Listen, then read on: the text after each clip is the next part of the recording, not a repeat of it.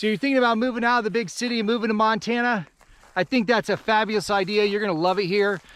I did the same thing. There's a lot of things that I learned about that I'm gonna share with you in this video.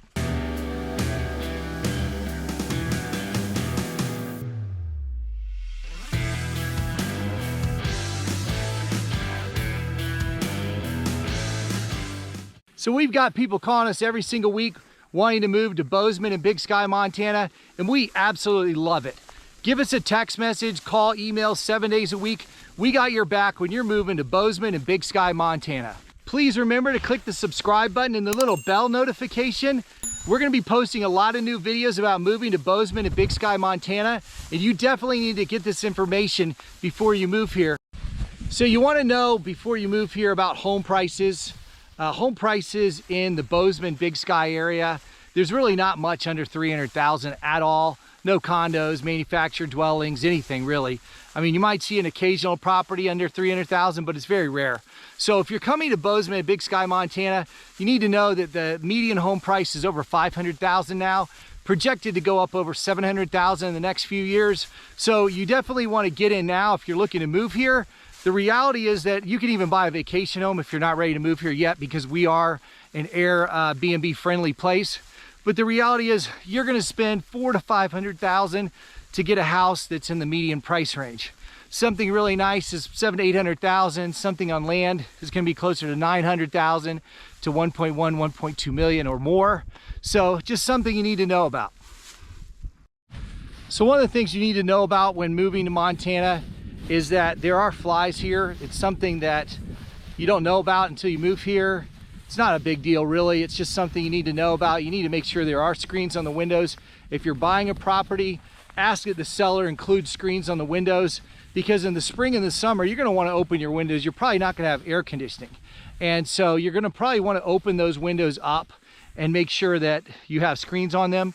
I also recommend these things you buy from Lowe's, Home Depot, that are about $15. They go on your sliding doors, and they actually keep screens. They're just like you just tack them up, and they're magnets in the middle. They keep the flies out.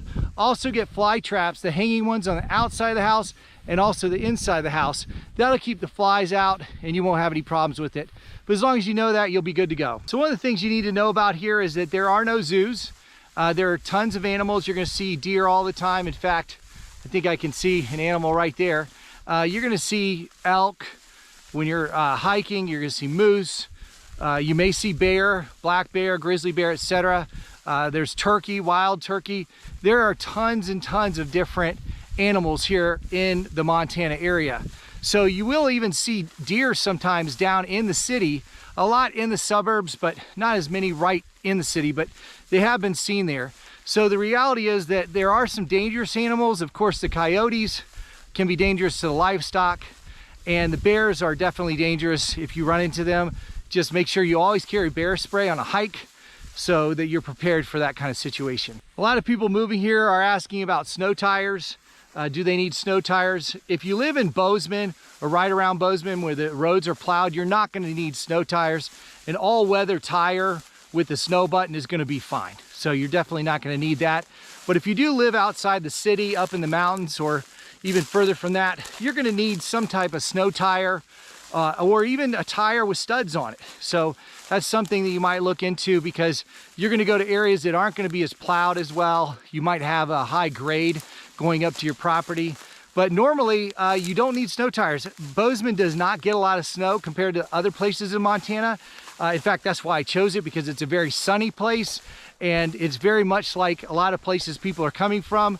There's more days of sun in Bozeman, Montana than a lot of other places. So I think that the reality is, if you are going to live somewhere around, and we'll look at that together, where you're going to live, whether you're going to need snow tires or not, because it is a little bit of a headache if you have to buy those, but it's the kind of thing that is definitely needed if you live outside the city. Another thing very important to know about is how to drive in the snow. If you're coming from the South or California or Texas or one of these places, you've never driven in snow, I'm going to give you some really quick tips on how to do that. You just don't want to hit the gas really hard. Those first few weeks when it starts snowing, you'll get a little bit of ice, so you don't want to hit the gas really hard. You don't want to hit the brake really hard. You don't want to make any hard turns. Other than that, you're probably going to be fine. The reality is a lot of people that are new to the area, you'll see a lot of cars off the road because, you know, they drive like normal and they don't realize that that snow is definitely going to create some ice on the road when it melts. The first few weeks are probably the most dangerous. After that, it's a lot safer. So a lot of people, when they move here, they get to their property out in the mountains or out in the country somewhere, and they say, oh my gosh, I think I need to buy a gun. There's coyotes or whatever the case may be. They just feel like they need to get a gun. You're not going to get a gun when you move to Montana. They don't let you buy a gun when you move here. You have to be here for 6 months and be a resident in order to buy a gun. So the reality is that you need to set that up before you move here. If you want a gun, get the gun before you move here and you'll be set and ready to go. So if you buy a property in the country, you definitely need to deal with rodents. They're going to be mice, maybe field mice, potentially rats. It's as long as you know about it going into it, you're going to be fine. The reality is that you just have those, you know, mice traps. You buy those up front, put them around. It's really unavoidable because of the fact that, you know, obviously the cold's going to drive them into the house and they want to find a warm place. So you want to just know that going into it. If you buy something like, for example, right now you'll see that I'm out in a farm, and you know, you definitely, when you live out in a farm, you're definitely going to have those field mice that are going to get in. But they're pretty easy to deal with and just not that big of a deal, but something you need to know about. So hail in Montana is pretty bad. In micro situations that you'll run into, it could damage a car, it can total a car. It's rare. However, you'll notice that a lot of people don't have real fancy cars in Montana. They'll have like a truck or something along those lines, nice trucks, etc. But the reality is that they just don't have super fancy cars in Montana. And part of that is because, you know, obviously with the salt and the snow and things of that nature, hail, if you got a really fancy car, it can be damaged. So you want to think about that before you move to Montana. You could do it after you move to Montana too. Just go ahead and trade your car in for something 4x4 or something that's more, really more economical, to be frank, because people in Montana aren't really like a lot of places. Fancy cars mean nothing. Nobody cares about any of that out here. It's a very different place and you'll enjoy it. So one of the things you need to know about when moving to Montana is that you definitely can get stranded in the snow in the wintertime because there's no cell service. So a lot of times when I first moved here, people said, you know, about getting stranded. I'm thinking, what's the big deal? Well, once you come here, you'll find out there's not a lot of cell service once you get out of the city in a lot of places. So you definitely could get stranded, and you need to make sure that you're carrying food and water for up to 3 days in your car. I recommend an SOS GPS transponder device. I can give you information on that. And basically, this is a device that keeps track of your location. It can notify friends, family, people like that. If you're ever, you know, stranded on the side of the road, you just hit that little button, and now you're basically going to get, you know, somebody to come to your location. So like, for example, you hit the button, it could notify me, your friends, family, whoever, this is the location you're at and you need help. All right, so you're thinking about moving out of the big city and moving to Montana. There are a lot of things that you need to know about. One of the things I first recommend is that you pick a city first. So what a lot of people do is they say, oh, I want to be on acreage and I want to be in this price range. So they just start looking. And that's a big mistake because you're going to see properties that, you know, are going to be a really low price and lots of acreage. And then when you really do research, you're like, I don't want to live there. You know, it might be so remote. The roads might not be plowed. You might be in an area that really doesn't have a good town, no Walmart, no grocery store, whatever. So I want you to, you know, I recommend at least that you pick the town first and then go out from there. Because once you do that, that's how I did it, pick the town and then go out from there and look for a place to live. Because once you pick the character of the town, you know, the activities that you're interested in, then you can find a property. Don't go looking for the property first. Let the town help you pick which property. All right, so a lot of people ask, what towns do I recommend in Montana? Well, I've been in real estate almost 30 years, so, you know, I know a lot about real estate. So when I started looking at all the towns in Montana, I looked at Missoula, I looked at Billings, I looked at Livingston, I looked at Bozeman, I looked at Helena. So there are a lot of different towns out there that are really great, okay? Butte is nice too. But the reality is, you know, if you want to move somewhere that's sunny, somewhere that's got a lot of activities, somewhere that's, you know, got near ski resorts and fly fishing and hunting and all those things, which, you know, there are a lot of places near hunting, of course, but some of the best places to live are around the Bozeman area. You've got Livingston, you've got Big Sky, you've got Butte. These are areas that you just have a lot more activities in, and you're gonna find a lot more things to do in that location. Not to mention, the real estate is really going up in the Bozeman, Big Sky area. So, you know, the prices are in the mid-5s, they're projected to be in the mid-7s in the next few years. So I think that, you know, in looking at it, for me, I wanted something where the schools were really good.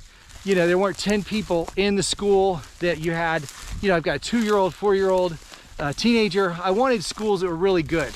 And in Bozeman, I mean, my daughter just started a school. It's over $100 million school. I was totally blown away. I've never seen a school like this. I mean, you know, where I came from, the private schools weren't as fancy as this. And, you know, I have an older son. I paid 20 grand a year for his schooling at a school that didn't even come close to the public school here in the Gallatin County. So I would say that Bozeman is one of the best schools. If schools aren't a big factor, you know, Big Sky schools are also really good, I'll tell you that. You know, you got Livingston, one of the most photographed cities, downtowns in the world. Absolutely beautiful. Paradise Valley heads into Yellowstone. You're gonna like that. So I think that, you know, the towns that I would recommend, you know, are Bozeman, Big Sky, Livingston. I think that in the other part of it, if you're gonna be traveling other parts of the country during the year, you wanna be somewhere that's not very far from the plains, like Billings. Because, you know, obviously once you get up in the mountains, like in Helena and Butte, over in Missoula, those areas are harder to get out of in the wintertime. So if you want to drive to Florida, you want to drive to Mississippi, you want to drive to Tennessee, then you probably don't want to live any further than Bozeman, because Bozeman's going to get you out of the mountains into the plains and out to where you want to go without a lot of headaches. So I think that Bozeman's probably the #1 pick. If you don't have a specific reason or specific job, would be your #1 pick, Bozeman, Big Sky area, and then you could go out from there. So one of the things you need to know about Montana is that there is not cell service everywhere. So when you're looking to move a place, make sure you go to the cell coverage maps. You look at the property, then go to the cell coverage map. If there's not cell coverage, then you probably just want to disregard that, because, you know, you're going to want to probably access your cell phone. The other thing is internet service. A lot of the places, believe it or not, like in Cameron, over towards West Yellowstone, which is a very remote area, they just got fiber there. And there's some places in Bozeman that don't have fiber yet. So I think that just immediately assuming that some of these remote locations won't have internet is a wrong decision, because they do. It's just something you got to look at each address and find out what's available at that location, because a lot of these small utility companies are wanting people to access fiber and get the fiber contracts early before the growth comes in. Because a lot of growth is coming into these areas. A lot of people are wanting to move to Montana. It's only 7 people per square mile, and it's absolutely beautiful country. You know, it's the kind of place that people like to do what they want to do. They don't want to be told what to do. It's a very free place. So there's a ton of people moving here, and I think that that's driving the fiber connections. But definitely look up the cell coverage before you buy a property. So a lot of people moving to the area want to know about covenants and how they're related to the property ownership, covenants, non-covenants. They're similar to deed restrictions where you come from if you have deed restrictions. And the thing is that it's one of those things that will prevent you from having certain livestock, doing certain things with your property. There's not usually an HOA fee. However, many times there is an HOA fee. If you want to do, you know, livestock and all kinds of different things, have a shooting range, whatever the case may be, you don't want to get covenants, because that's going to limit what you can do with the property. The other thing is that you want to, if you're coming from a subdivision somewhere else in the country, you probably do want covenants. You want to make sure that people next door aren't going to have an RV or a car yard or something along those lines. So you probably do want to have covenants if you're looking to get something similar, like where you're coming from another part of the country. So look at covenants, look at them carefully. And I think that one of the things I always recommend to my customers is to ask for a copy of the covenants so that you can read them and review them before you go forward with an offer. So one of the things that a lot of people call me about is mining claims. And they'll see a mining claim on the MLS or on my website, and they'll call me on it, and it won't even say it's a mining claim. And they're just wondering, you know, what this property is, why it's so cheap. It might be stuck in the middle of somebody else's property. Now, mining claim is superior in the ownership of it, that you do own to the center of the earth. You own all the rights to that property. However, you got to keep in mind that if you have to cross somebody else's property to get there, you know, you might not be able to finance or build a property at that site. However, I won't discourage you from a mining claim because I think they're a great investment. Buy as many as you can, hold on to them. You never know what kind of minerals or anything that could be discovered next door or around there. So it's definitely something that's good to own. It'd be great for a hunting cabin or recreational property or something along those lines. Not necessarily to build a nice, beautiful home. So a lot of people are concerned about, you know, the property and the easements and things like that. And I think that's justified. You definitely want to get a disclosure from the seller of the property about easements. If there's any unrecorded easements, if somebody's been accessing a certain, you know, location or piece of property for a certain period of time, they could have formed an easement that's not recorded in the public records. So I definitely recommend that you require that the seller give a written disclosure of the easements on the property, because it is different in Montana than other places, that the property is so big a lot of times that you need to make sure all the easements on the property are covered. So you walk the property also, see what kind of trails are on the property, see where they go to, get an idea and an understanding of who's been on that property, who goes to where, etc. If there's a mining claim that's right next to the property, then they have access to that property across your property. So just keep that in mind, because easements could be an issue in Montana. So you want to go off grid. A lot of people call me, they want to go off grid, they want to get an off grid property, they want to be as far out and as remote as possible. I could give you a lot of information on that. I definitely don't discourage. I think it's a great place to have for serenity and just to go out and, you know, be at peace and look around at nature and those kind of things. It's great for hunting cabin, you know, family adventures, things like that. I don't know if you're going to want to live there full time, but the reality is you've got solar, you got your own water, you got all those kind of things.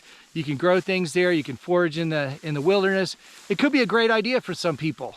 And really it's a great hobby. It's something fun to do, not necessarily that you're going to, you know, stop shaving and grow long hair and all that kind of stuff. It's just it's a really cool idea.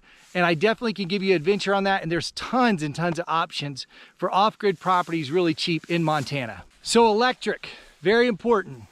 When you're looking at land in Montana, you need to find the closest telephone pole and see how many feet it is from your property. I prefer, and like today I was helping some people, they're moving here from Seattle. You know, I prefer finding properties that already have electric to the site, because it could be $3,500, it could be $35,000, it could be $50,000 to get electric to the site. So that's just a headache for you. And, you know, we definitely can look into that if you find the perfect property with the perfect views. But the reality is it's much better to go ahead and get a property that already has electric on the site that's already been paid for. So it can be expensive. It might not be that expensive. If you can see the power line and it's right by the property, it might not be too bad. All right, so what's the best time to buy a property in Montana? Obviously, people are going to come here in the spring and the summer and the fall. It's absolutely amazing. You know, you've got all kinds of stuff growing here. You've got the flowers, you've got outdoor activities, whitewater rafting, fly fishing, etc., etc., etc. The fall, you've got beautiful colors, etc. A lot of people are coming in October to look and buy properties, but after that, it slows down. So the best time to buy a property is when nobody else is buying it. October, end of October through March and April. Those are the times that you're going to get the best deal. You're not going to be as competing against many people. Now in Bozeman and Big Sky has a ski resort. So yeah, you could run into it because a lot of people come on a ski trip and then they end up buying a property. So that's something to think about. But in Bozeman, definitely the surrounding areas, you could get a better deal in the wintertime. There's definitely going to be less people that are moving here. There's people that drive up here like I did and just to visit and just fall in love with the place and say, I'm moving here. Because when you see Montana, Bozeman, Montana, Big Sky, Montana in the summertime, in the springtime, you're just going to be blown away. It's almost like you're going to say to yourself, why didn't anybody tell me about this? I mean, it is an absolutely gorgeous place. The views are spectacular. The people are spectacular. There's so much to do here, so many activities. And, you know, a lot of companies, a lot of the Silicon Valley companies, a lot of the startups are moving into Bozeman, Montana, because now with the remote working, people feel like, hey, you know what? If you're going to live your life and you're going to work, why are you going to live in a big city? Why are you going to have all your employees living in a big city when there's lots of outdoor activities? You can move to a place like Bozeman, Big Sky, and you could have your company there. Much easier to recruit people when you have a place where people want to live. And so I think that's where this is going, is people want to find a place that is good to live and that there's a lot of activities to do. And Bozeman is that place. I mean, you have a very high level of health, outdoor activities. You find not very many sedentary people here, you know, so it's really a cool place to live.